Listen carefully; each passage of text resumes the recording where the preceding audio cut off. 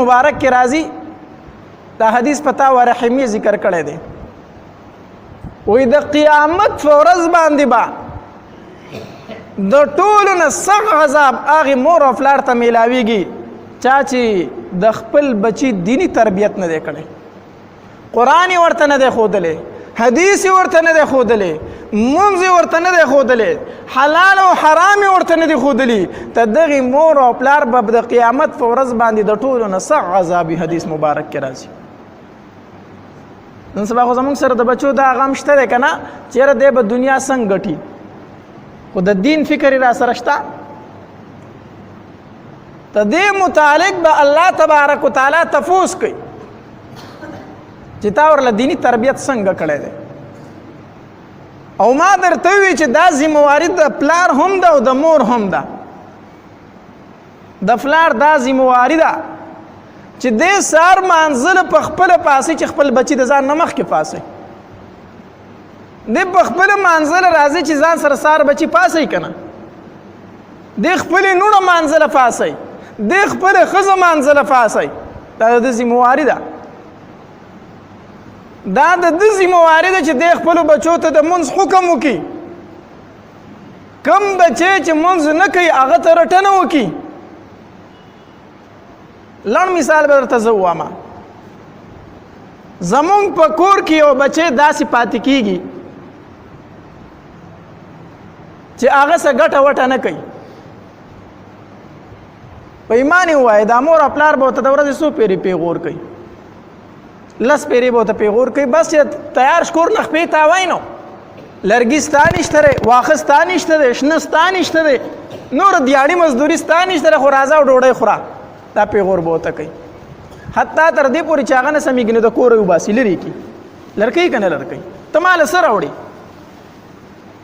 خو مور او پلار هغې بچي ته چېرته رټنه ونه کړه چې هلکه سهار دې مونځ کړی دی هلکه ماسپښین دې مونځ کړی دی یا خو به په دې کور کې پاتې کېږي نو مونځ به کوي او که مونځ نه کوي نو ځه سیده د دې کور نه وځه دا چېرته یو مور او پلار بچي ته ویلي دي دا نه دي ویلي په مال ورته رټنه کوي خو په دې خبره رټنه نشته دی چې مونځ دې ولې نه دی کړی تلاوت دې ولې نه دی کړی په دې کور کې ته ناست یې ډرامې فلمونه ولې ګورې دا ولې کوي د پلار دا لومبۍ ذمواري ده د ټولو نه مخکې ذمواري دا ده چې دی د خپل بچي ځان سره یو ځای جومات ته راولي یو ځای جومات ته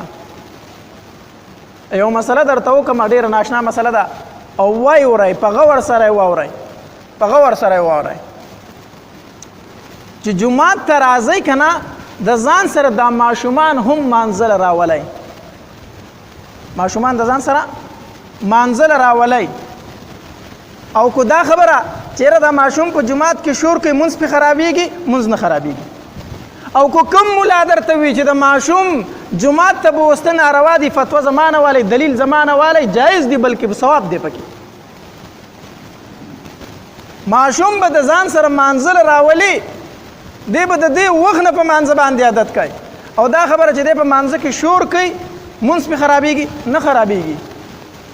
نه خرابېږي دلیل څه دی د نبی علیه الصلاة والسلام د مشر لور د زینب رضی الله تعالی عنها لورکۍ وه امامه سیده امامه رضی الله تعالی عنها د فاطمه رضی الله تعالی عنها خورزه ده نبی علیه الصلاة والسلام به جومات کې مونځ کو د نبی علیه السلام دوان وصی براله د هغه په اوږو باندې به یې لبې کولې د هغه په اوږو باندې به یې لبې کولې نبی علیه السلام به په مانځه کې و یو صحابي دا نه دي ویلي چې د نبی علیه السلام مونځ خرابوي دا تې سیټ ته کوي نبی علیه الصلاة والسلام په منبر باندې ولاړ دی خطبه کوي حسنین راښکاره شو په جومات کې جومات ته یې رامنډې کړي نو راتاو شو ماشومانو که نه راتاو شو نبی علیه السلام د منبر نه کوز شو خطبه یې پرېښوده لاړ هغې یې اوچت کړو بیا راغی منبر ته خطبه یې وویله یو صحابي دا نه دي ویلي چې دا ماشومان ولې جومات ته راځي دوی خو منځونه خرابوي جومات ته به راتله د نبی علیه الصلاة والسلام سره او یو خبره درته کوم د زړه په غوږونو یې واورئ چې په کومه ورځ باندې تاسو مونځ وکړو او سلام خو وګرځو او شاته سب ته خو کته چې ماشومان در پسې نه ولاړ نو د خپل را روان نسل د دین غم کوه په صف کې ولاړ او سلام دی وګرځاو ستا په صفونو کې شاته د ماشومانو شور نو د خپل را روان نسل د دین غم دی کوه د وس نه چې ستا په شاته صفونو کې ماشومان نشته ماشوم را ها یو هغه ماشوم دی چې بالکل ماشوم دی غل میچازي کوي په جماعت کې یا 100% شرارتي دی ورانی کوي بیا هغه ماشوم مراوله خو د څلورو پنځو کالو ماشوم دی په ښه بده پوهېږي راولی ځان پسې شاته ودروه چې د دې وخت نه د هغه تربیت دا وشي چې زما دا پلار مونځ کوي خو دا مونځ یو لویه اهمه فریضه ده ځکه زه به درته خپل ځان قصه وکم زه چې کور سنت کوم سنت زما بالکل یو ماشومه لورکۍ ده دومره وړه خاص ډېره زیاته ماشومه ده تقریبا د 3 کالو ده چې زه به مانځه ودرېږم هغه راشي په مصله باندې زما سره خواته برغه ودرېږي چې زه رکوع لزم هغه رکوع ته ځي ما ته داسې سیټ ته ګوري زه سجدې لزم زما سره سجدې له ځي ما له انتهایي خوند راکوي زما زړه پرې خوشحالېږي نو ماشومان د ځان سره جومات ته راولی کوشور کوي دي په دې سره منځونه نه خرابېږي دا د زه ماشومان په جومات کښېنم ما ته په خوشحالي راځي مشران تری د جماعت نه زه پرون ماسپښین په 3 بجې جماعت ته راوختم دلته 3 ماشومان ناستو تلاوت یې کوه واړه دا د خوشحالۍ خبره ده که نه د خوشحالۍ خبره نو یو دا چې پلار جماعت ته راځي چې دی د ځان سره ماشومان جماعت ته راولي چې جماعت ته یې نه بیایي نو چېرته به یې بیایي سنیما ته به یې د ځان سره بیایي